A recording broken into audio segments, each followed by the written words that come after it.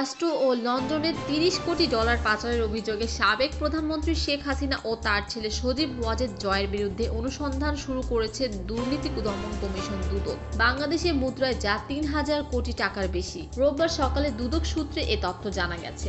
এর আগে ৯ প্রকল্পে ৮০,০০০ কোটি টাকার অনিয়ম ও দুর্নীতির অভিযোগে সাবেক প্রধানমন্ত্রী শেখ হাসিনা, তার বোন রেশিক রেহানার ছেলে সজীব আহমেদ ওয়াজেদ ও মেয়ে টিউলিপ সিদ্দিকের বিরুদ্ধে অনুসন্ধানের সিদ্ধান্ত নিয়েছে দুর্নীতি দমন কমিশন দুদক। ১৭ ডিসেম্বর থেকে তাদের বিরুদ্ধে অনুসন্ধানের কাজ শুরু হয়। দুদক সূত্র জানিয়েছে, রূপপুর পারমাণবিক বিদ্যুৎ প্রকল্প, বিশেষ আশ্রয়ন প্রকল্প, বেপাজার সহ ৯টি প্রকল্পে এসব অনিয়ম দুর্নীতি হয়েছে।